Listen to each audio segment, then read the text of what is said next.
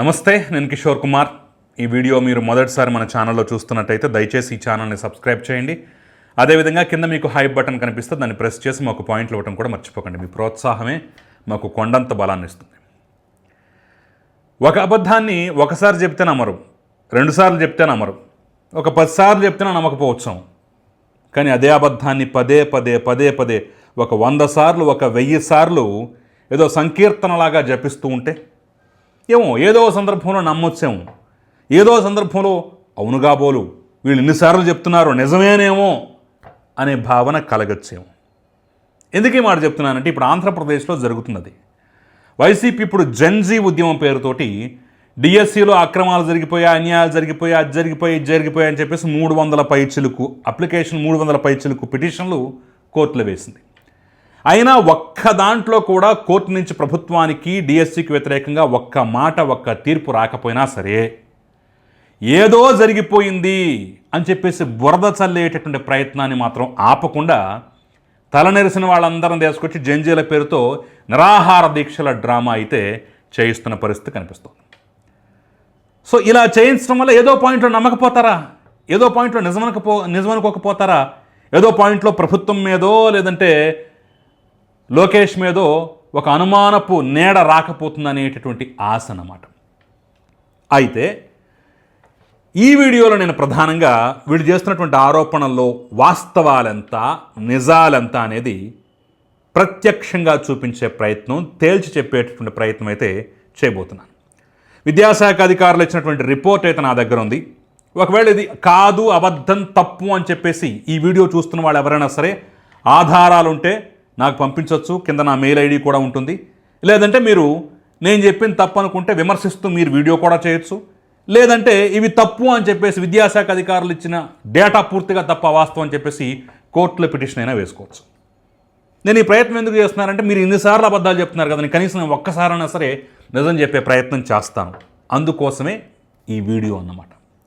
So first మనం basic విషయం దగ్గర నుంచి మొదలు పెడదాం. అసలు ఈ డిఎస్సి 2025లో ఏ రకంగా ఎంపికలు జరిగాయి అనే అంశాన్ని మనం చూసినట్టయితే GO MS number 77 AP presidential order, GO MS number 77 plus AP presidential order ప్రకారం ఈ ప్రక్రియ పూర్తి చేసింది.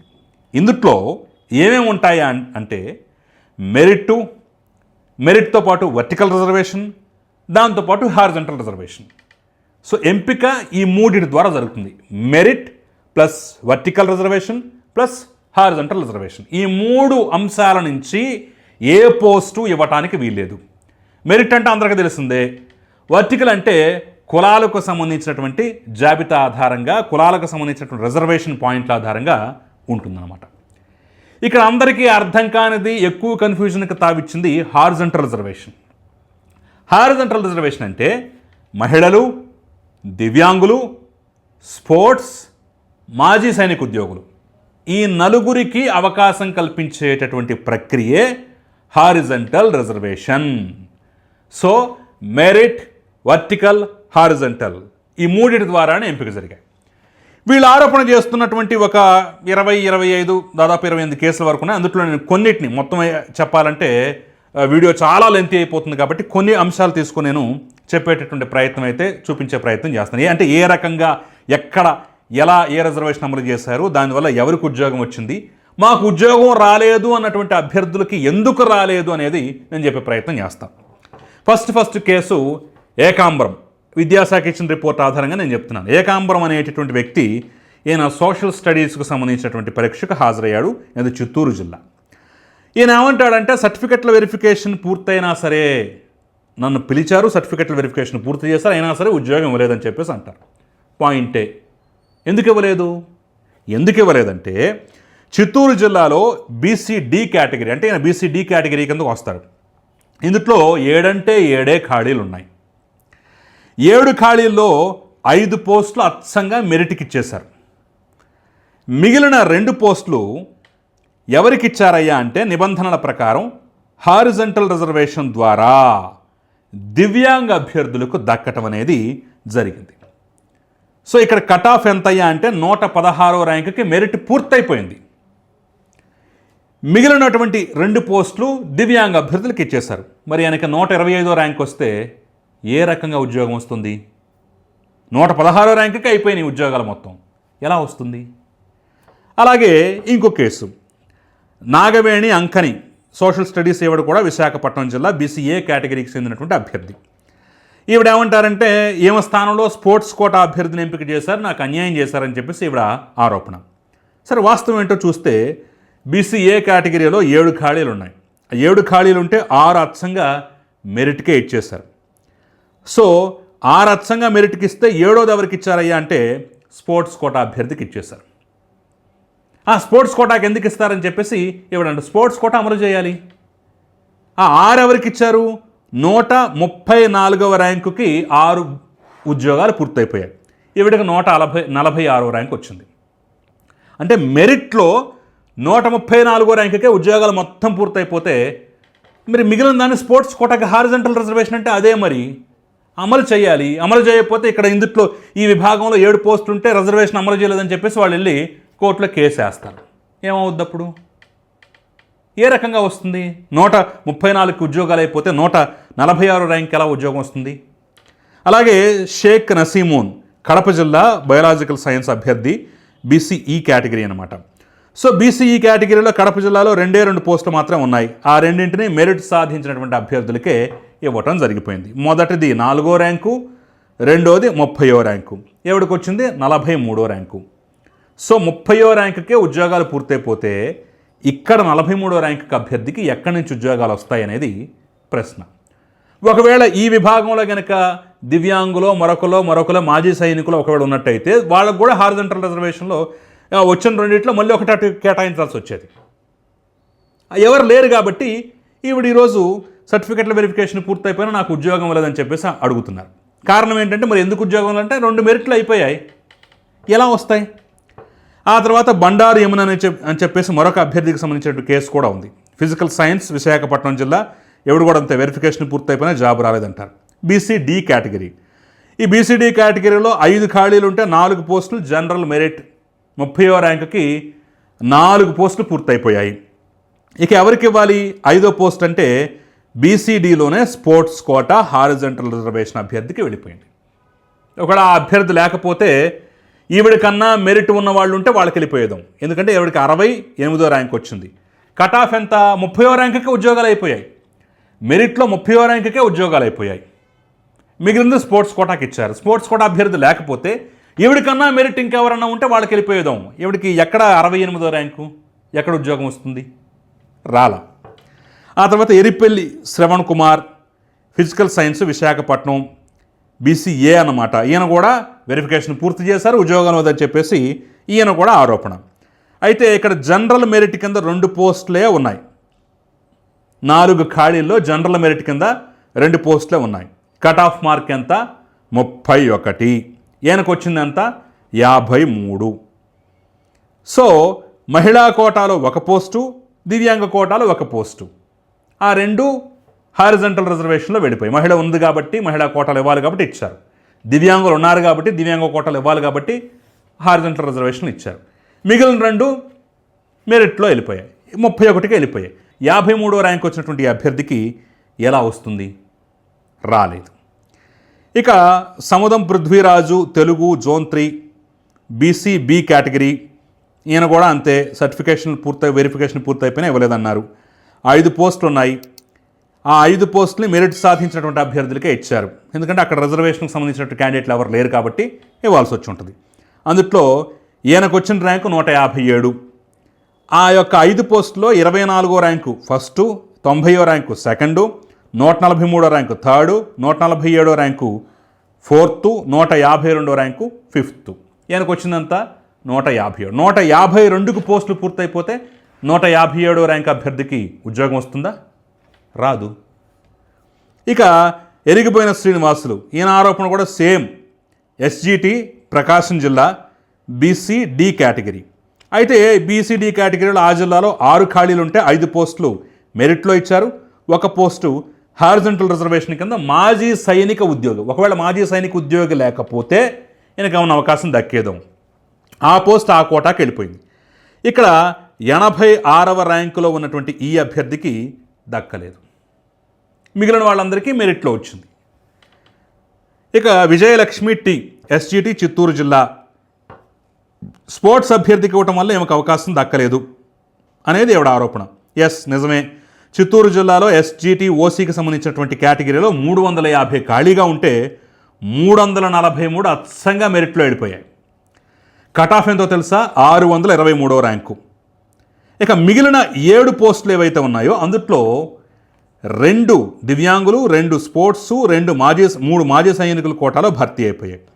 సో 623వ ర్యాంకు తోటి మెరిట్లో అన్ని పోస్టులు పూర్తయిపోయాయి. ఈవిడికి వచ్చిన ర్యాంక్ అంతా 644. మెరిట్లో వచ్చే అవకాశం లేదు. మరి అక్కడ మాజీ సైనిక ఉద్యోగులు, స్పోర్ట్స్ కోటా, దివ్యాంగులు వాళ్ళు అప్లై చేసుకున్నారు, వాళ్ళు ఉన్నారు కాబట్టి ఆ కేటగిరీలో వాళ్ళకి కేటాయించిన రిజర్వేషన్ ప్రకారం ఇవ్వాల్సి వచ్చింది. మరి ఎట్లా ఇంకా వాళ్ళకి వద్దందామా? రిజర్వేషన్ వద్దందామా పోనీ? ఇక జగదీష్ నాయక్ అనేటటువంటి వ్యక్తి, ఉర్దూ మీడియం, ఈయన ఏమంటాడంటే రోస్టర్ కేటాయింపు వల్ల ఉద్యోగం రాలేదని చెప్పేసి అంటున్నాడు.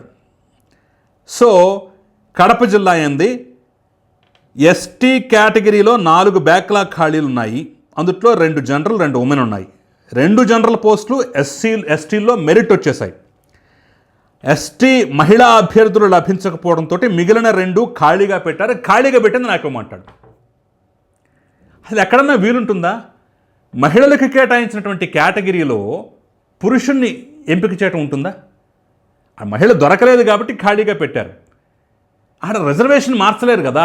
రేపు కోర్టుకి వెళితే ఎలా మహిళల కేటగిరీ దాంట్లో ఉన్నటువంటి పోస్ట్ని ఇతనికి ఎలా ఇస్తారని చెప్పేసి వాళ్ళు అడుగుతారు. ఈయన పురుషుని కాస్త మహిళని చేయలేరు కదా. మహిళా కోటా పురుష కోటాగా మార్చలేరు కదా. ఖాళీ ఉంటే నాకు ఇవ్వాలి అంటాడు. ఎట్లా? రూల్స్ ప్రకారం ఒప్పుకోరు, నిబంధనల ప్రకారం ఒప్పుకోరు. రేపు కోర్టుకి వెళ్తే సమస్య అవుద్ది.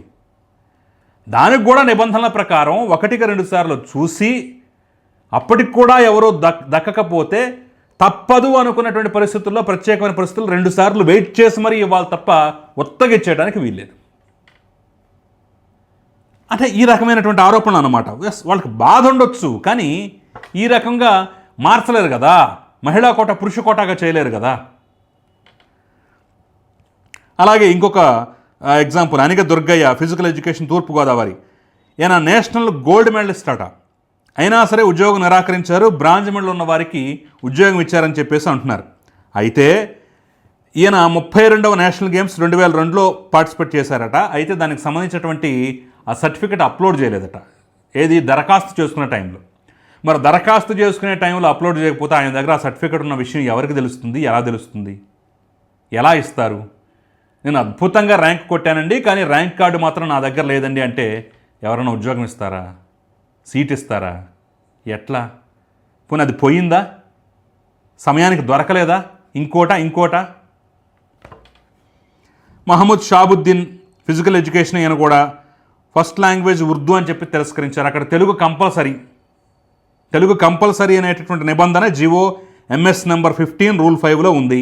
భాషకు సంబంధించి ఖచ్చితంగా పాటించాలి. మరి అలాంటప్పుడు ఎలా ఇస్తారు అని చెప్పేసి విద్యాధికారులు ప్రశ్నిస్తున్నారు. ఇందిర కుమ్మరి, సోషల్ స్టడీస్, కృష్ణా జిల్లా.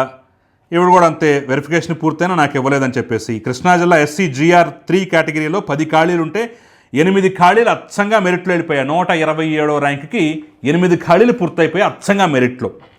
ఆ మిగిలిన రెండిట్లో SC GR 3 sports quota horizontal వల్ల భర్తీ కావటం వల్ల 134వ ర్యాంక్ ఉన్నటువంటి అభ్యర్థికి ఇవిడికి దక్కలు. 127కి మెరిట్ పూర్తయిపోయింది. మిగిలిన 2 స్పోర్ట్స్ కోటా కంపల్సరీగా ఇవ్వాలి. ఇవ్వకపోతే వాళ్ళు కోర్టుకి వెళ్తారు. హారిజంటల్ రిజర్వేషన్ ఎందుకు అమలు చేయలేదని చెప్పేసి కోర్టు ఆక్షింతలేస్తుంది. అవసరమా? కాబట్టి ఇచ్చారు. మరి ర్యాంకు లేదు, స్పోర్ట్స్ కోటా రిజర్వేషన్ వద్దన్నామా? ఎలా దక్కుతుంది? ఆ తర్వాత దడ్డుకూరి వెంకట నాగలక్ష్మి, ఫిజికల్ ఎడ్యుకేషన్, గుంటూరు జిల్లా.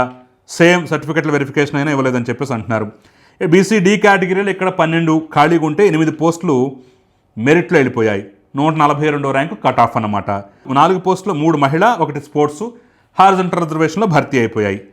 142వ ర్యాంకుకే మొత్తం యొక్క పోస్టులు మొత్తం పూర్తయిపోతే 410వ ర్యాంక్ వచ్చింది ఈవిడికి. సో మరి 142 ఎక్కడ, 410 ఎక్కడ, ఏ రకంగా వస్తుంది? ఆ తర్వాత తంగళ్ళ బాలకృష్ణ, ఫిజికల్ ఎడ్యుకేషన్ తూర్పుగోదావరి జిల్లా, ఫస్ట్ ఫేజ్ కాల్ వచ్చింది, వెరిఫికేషన్ పూర్తయింది, జాబ్ రాలా. ఇక్కడ బీసీ డి కేటగిరీ 14 పోస్టులు ఉన్నాయి, 7 పోస్టులు మెరిట్, కట్ ఆఫ్ మార్కులు 95కి. సో మిగిలిన 7లో 4 మహిళలు, 2 మాజీ సైనిక ఉద్యోగులు, 1 స్పోర్ట్స్ హారిజంటల్ కింద వెళ్ళిపోయాయి. సో 95కే మెరిట్ పూర్తయిపోతే ఈయనకు 134 ర్యాంక్ వచ్చింది, మిగిలినదంతా రిజర్వేషన్లో పోయింది. ఎట్లా? పోలుబోయిన లక్ష్మీభారతి, కడప జిల్లా, ఉమెన్ కేటగిరీ కింద వెరిఫికేషన్కి హాజరైన ఎంపిక చేయలేదని చెప్పేసి అంటున్నారు. సో బీసీఏలో 3 ఖాళీలు ఉంటే 1 పోస్టు జనరల్ మెరిట్ 12వ ర్యాంకు ద్వారా వెళ్ళిపోయింది. మిగిలిన 2, రెండిట్లో ఒకటి దివ్యాంగ, 1 స్పోర్ట్స్. సో 104వ ర్యాంకు ఉన్నటువంటి ఈవిడికి పోస్టు దక్కల. రాణి కందుల, ఫిజికల్ ఎడ్యుకేషన్, కృష్ణా జిల్లా, వెరిఫికేషన్ అయిపోయినా అవ్వలేదు. బీసీ బి కేటగిరీ 11 ఖాళీలు ఉంటే 9 పోస్టులు మెరిట్, 140 కట్ ఆఫ్ మార్కు. మిగిలిన 2 పోస్టులు మహిళా స్పోర్ట్స్ కోటా హారిజంట్లు. ఏం ర్యాంకు? 196. 140 ర్యాంకు తోటి మెరిట్ మొత్తం పూర్తయిపోతే మిగిలిన రిజర్వేషన్ అయితే 196 ర్యాంకుకి ఏ రకంగా ఉద్యోగం వస్తుంది? పందాడి వీరవేణి, ఫిజికల్ ఎడ్యుకేషన్ తూర్పుగోదావరి జిల్లా, ఉమెన్ ఓపెన్ కేటగిరీలో పోస్టులున్నా ఎంపిక చేయలేదని చెప్పేసి కూడా చెప్తున్న పరిస్థితి, ఆరోపణ. బీసీఏ కేటగిరీలో 15 ఖాళీల్లో 11 జనరల్ మెరిట్, 250 కట్ ఆఫ్ మార్కులు. మిగిలిన 4 ఖాళీలు మహిళలు 2, మాజీ సైనికులు 1, స్పోర్ట్స్ కోటా కింద 1 భర్తీ అయ్యి. వీరవేణి ర్యాంకు 302, 250 కట్ ఆఫ్, 302 ఎవడికి వచ్చింది? ఏ రకంగా వస్తుంది? మిగిలింది మాజీ సైనికుల ఉద్యోగులు, ఈ హారిజంటల్ రిజర్వేషన్లో స్పోర్ట్స్ కోటా వీటి కింద వెళ్ళిపోయింది. ఇక కంచర్ల శరత్బాబు, ఫిజికల్ ఎడ్యుకేషను, తక్కువ మార్కులు వచ్చిన వారిని ఓపెన్ కేటగిరీలో ఎంపిక చేశారని చెప్పేసి ఈయన ఆరోపణ. సో జోన్ 2 SCGR 3 కేటగిరీలో 2 పోస్టులు ఉన్నాయట. అవి మెరిట్ సాధించినటువంటి 100, 102 ర్యాంకులతో భర్తీ అయిపోయాయి. 143వ ర్యాంకు శరత్బాబుకి వచ్చింది. మరి ఉన్న రెండిట్లో 1 పోస్టం 100వ ర్యాంక్ వచ్చిన వాళ్ళకి, ఇంకో పోస్టం 102వ ర్యాంక్ వచ్చిన వాళ్ళకి ఇచ్చారు. మరి 143వ ర్యాంక్ వచ్చినటువంటి శరత్బాబుకి ఏ రకంగా వస్తుంది? ఏ రకంగా ఇస్తారు అసలు? అర్థం కాదు, ఆరోపణలోనే అర్థం లేదు. చెట్టిపోగు రాజ్ కమల్, ఫిజికల్ ఎడ్యుకేషన్ గుంటూరు జిల్లా, అప్లై చేసిన కేటగిరీలు ఎంపిక కాలేదు అంటున్నారు. గుంటూరు జిల్లా SCG2లో 11 పోస్టులుంటే 7 మెరిట్, అంటే 100 ర్యాంకుకి మొత్తం 7 పోస్టులు అయిపోయినాయి. మిగిలిన 4 పోస్టుల్లో మహిళా హారిజంటల్ కోటా ద్వారా భర్తీ అయిపోయాయి. 337వ ర్యాంకులో ఉన్నటువంటి అభ్యర్థి ఎట్లా ఎంపిక అవుతాడు? 100వ ర్యాంకుకి 11 పోస్టుల్లో 7 మెరిట్కి ఇస్తే ఆ 7 100వ ర్యాంకుకి కంప్లీట్ అయిపోయాయి. మరి ఆయనకు వచ్చింది 337వ ర్యాంకు. మిగిలినవేమో హారిజంటల్ రిజర్వేషన్లో మహిళా అభ్యర్థులకు ఇచ్చేశారు. మరి 100 ర్యాంకులకి మొత్తం అయిపోతే 300వ ర్యాంకు, 337వ ర్యాంకుకి వచ్చినటువంటి వ్యక్తికి ఎలా ఉద్యోగం వస్తుంది? గెరివి అంజనప్ప, సోషల్ స్టడీస్, అనంతపురం జిల్లా, దివ్యాంగుల కోటాను పరిగణలోకి తీసుకోలేదంటారు. వాల్యూడ్ ఆరోపణ. అయితే జిల్లా మెడికల్ బోర్డు మరియు విజిట్ అపీలేట్ అథారిటీ తనిఖీల్లో ఈయనకి కొంత చూపు కరెక్ట్గా లేదు అని చెప్పేసి ఈయన అప్లై చేసుకున్నాడు కదా దివ్యాంగ కోటాలో. అయితే వాటి యొక్క వెరిఫికేషన్లో 30% మాత్రమే వచ్చిందట. కనీసం 40% లేకపోతే దివ్యాంగ కోటాలు ఇవ్వడానికి వీల్లేదని చెప్పేసి రూల్ ఉంది. అంటే కావలసినటువంటి అర్హత కన్నా ఈయనకి తక్కువ ఉంది. 40% చూపు సరిగ్గా లేకపోతే మాత్రమే దివ్యాంగ కోటాలో ఉద్యోగం ఇవ్వడానికి పరిగణలోకి తీసుకుంటారు. అలాంటి దానికి 30% ఉన్నప్పుడు ఎట్లా ఇస్తారు? పైగా ఎవరు? జిల్లా మెడికల్ బోర్డు అంట, విజిట్ అపీలేట్ అథారిటీ అంట, GGH విజయవాడ. రెండిట్లో పరీక్షించారు, రెండిట్లో ఇదైపోయింది. ఇక ఆ తర్వాత పెంటపాటి ప్రతిభాతారని, ఇవిడు కూడా పెద్ద ఎత్తున ఆ రోజుల్లో వైరల్ అయింది. ఇంగ్లీష్ తూర్పుగోదావరి, సర్టిఫికేట్ వెరిఫికేషన్ ముగిసిన జాబ్ ఇవ్వలేదన్నారు. BC B కేటగిరీ, ఈవిడికి 87వ ర్యాంక్ వచ్చింది. స్థానికత ఆధారంగా 82వ ర్యాంకుకే ఉద్యోగాలు పూర్తయిపోయాయి. మరి 87వ ర్యాంకుకి ఉద్యోగం ఎలా వస్తుంది? కాబట్టి పరిగణలోకి తీసుకోలేకపోయారు. S Sharmila, biological science, Chittoor జిల్లా, BC E కేటగిరీ, నాకు 2వ ర్యాంక్ వచ్చిందండి అయినా ఉద్యోగం లేదండి అని చెప్పేసి అంటున్నారు. చిత్తూరు జిల్లాలో బీసీఈ కేటగిరీలో పాపం 2 పోస్టులు ఉన్నాయి. మరి 2వ ర్యాంక్ వచ్చినప్పుడు ఎందుకు ఇవ్వలేదని చెప్పేసి అనుకోవచ్చు. అయితే ఈవిడకు వచ్చినటువంటి ర్యాంకు 110, అంటే ఆ జిల్లాలో 2వ ర్యాంక్ అన్నమాట. అంటే మెరిట్ లిస్ట్లో సెకండ్ బెస్ట్ ర్యాంక్ అన్నమాట. 108, 109తోనే మొత్తం ఉద్యోగాలు పూర్తయిపోయి, ఒకటేమో జనరల్ మెరిట్, ఇంకోటేమో హారిజంటల్ రిజర్వేషన్లో ఇచ్చేసాయి. మరి 110వ ర్యాంక్ అంటే జస్ట్ త్రుటిలో తప్పిపోయినటువంటి పరిస్థితి. ఒక 2 ర్యాంకులు తక్కువ కనుక వచ్చినట్టు, ఏదో 107వ ర్యాంకు 106వ ర్యాంకు వచ్చినట్టయితే పాపం ఆవిడకు ఉద్యోగం వచ్చేదేమో. కానీ అక్కడ ఉన్నటువంటి వాళ్ళలో 108వ ర్యాంకుకి 109వ ర్యాంకుకి దాదాపుగా అయిపోయాడు. ఇక ఆ తర్వాత దుర్గా మల్లిక ఫిజికల్ ఎడ్యుకేషను తూర్పుగోదావరి జాయిన్ అవ్వని రద్దయినటువంటి ఖాళీల్లో తనకు అవకాశం ఇవ్వలేదని చెప్పేసి, ఇది కూడా వ్యాలిడ్ పాయింట్. అయితే 2025 మెగా డిఎస్సి ప్రకారం, అంటే ఏదన్నా ఒక అభ్యర్థి ఎంపిక అయిపోతే ఆ తర్వాత వేరే కారణాల వల్ల ఆ సర్టిఫికెట్లు కానీ మిగతా అంశాల్లో కానీ అనర్హత వేటుపడితే వేరే వాళ్ళని తీసుకొచ్చి పెట్టాడంటే వెయిటింగ్ లిస్ట్ అనేటటువంటి ఆప్షన్ అయితే ఇందుట్లో లేదట. ఒకవేళ వెయిటింగ్ లిస్ట్ అనేటటువంటి ఆప్షన్ 2025 నోటిఫికేషన్లో ఒకవేళ పెట్టినట్టయితే బహుశా ఆవిడకు ఉద్యోగం వచ్చేదాం. అంటే ఎవరన్నా ఒక అభ్యర్థి యొక్క నియామకం రద్దయినట్టయితే, లేదంటే వాళ్ళు జాయిన్ కాకపోతే వెయిటింగ్ లిస్ట్లో ఉన్నటువంటి మిగతా అభ్యర్థులు ముందుకు వచ్చేటువంటి అవకాశం. బట్ ఆ ఆప్షన్ లేదు కాబట్టి మేము ఉద్యోగం ఇవ్వలేదని చెప్పేసి క్లియర్గా చెప్తున్న పరిస్థితి అయితే ఇక్కడ కనిపిస్తోంది. సో ఆవిడకి అనుమానం ఉండొచ్చు, కానీ వాస్తవం అయితే ఇది. ఆఖరిగా మనం చెప్పుకోవాల్సింది దేవాగుప్తపు సంతోషి పార్వతి ఇంగ్లీష్ జోన్ 1లో ఈమె స్థానంలో పీడబ్ల్యూడి అభ్యర్థిని అంటే వికలాంగ అభ్యర్థిని ఎంపిక చేశారని చెప్పేసి ఈవిడ ఆరోపణ. సో ఇందుట్లో అంటే జోన్ 1 ఈడబ్ల్యూఎస్లో 2 ఖాళీలు ఉంటే, ఒకటి జనరల్ మెరిట్ 84వ ర్యాంకుతో కట్ ఆఫ్ పూర్తయిపోయింది. రెండోది దివ్యాంగులు అంటే 40% వైకల్యం ఉన్నటువంటి అభ్యర్థిని ఎంపిక చేయడం జరిగింది. మనం ఇంతకుముందు 30% ఉన్నటువంటి అభ్యర్థి నాకు రాలేదన్నాడు కదా, ఇక్కడ మాత్రం 40% వైకల్యం ఉన్నటువంటి అభ్యర్థికి ఎంపిక చేయడం జరిగింది. సో మరి అది కరెక్టే కదా, హారిజంటల్ కోటా నిబంధనల ప్రకారం ఎంపిక చేయడం జరిగింది. సో 92వ ర్యాంకు ఉన్నటువంటి ఈ అభ్యర్థికి అవకాశం దక్కలేదు. అలాగే విజయభాస్కర్ రెడ్డి అని చెప్పేసి మరో అభ్యర్థి కడప జిల్లా ఇంగ్లీష్ పీడబ్ల్యూబీడీ అభ్యర్థిని ఎంపిక చేయడం వల్ల తనకు అవకాశం దక్కలేదని అన్నాడు. ఈడబ్ల్యూఎస్ కేటగిరీలో అక్కడ 8 ఖాళీలు ఉంటే 7 ఖాళీలు జనరల్ మెరిట్లో కట్ ఆఫ్ 67 మార్కులతోటి నింపబడ్డాయి. 8వ పోస్ట్ అనేది వినికిడి లోపం ఉన్నటువంటి అభ్యర్థికి ఇచ్చారు. ఇతంద పాపం 68వ ర్యాంకు. అంటే ఇక్కడ కూడా అంత త్రుటిలో తప్పిపోయింది. అక్కడ ఆ అభ్యర్థి ఒకవేళ దివ్యాంగ అభ్యర్థి లేకపోతే ఒకవేళ బహుశా వచ్చేదేమో, కానీ దివ్యాంగ అభ్యర్థి ఉండటం వల్ల హారిజంటల్ రిజర్వేషన్లో ఒక పోస్ట్ కంపల్సరీగా ఇవ్వాల్సిన పరిస్థితి ఉంది కాబట్టి అక్కడ పోస్ట్ ఇచ్చారు. పాపం మెరిట్కి ఆయనకి మధ్య ఒకే ఒక్క ర్యాంక్ తేడా కాబట్టి పాపం ఆయనకి నిరాశ ఉండొచ్చు. కానీ వాస్తవం అయితే అది 67తోనే ఫినిష్ అయిపోయింది. 68వ ర్యాంకు, 6 పోస్టులు అటుపోయాయి, మిగిలిన పోస్టు దివ్యాంగ అభ్యర్థికి వెళ్ళిపోయింది. సో ఈ రకంగా వాస్తవాలు ఉంటే వీటన్నిటిని విస్మరించి వీళ్ళందరినీ మభ్యపెట్టి కోర్టులో 300 పైచులకు కేసులు వేయించి ఇంకా దీని మీద రచ్చ చేసేటటువంటి ప్రయత్నం. సరే, వాళ్ళు ఎన్ని రచ్చ చేసినా సరే నిజాలంటూ ఒకళ్ళు చెప్పాలి కాబట్టి ఉన్నటువంటి వాస్తవాలను చెప్పే ప్రయత్నం అయితే మాలాంటి వాళ్ళని చేస్తున్నాం. మరి ఈ నిజాలు చూసిన తర్వాత మీకేమనిపిస్తోంది, మీరేమనుకుంటున్నారు? ఖచ్చితంగా కామెంట్ చేయండి. Thank you very much.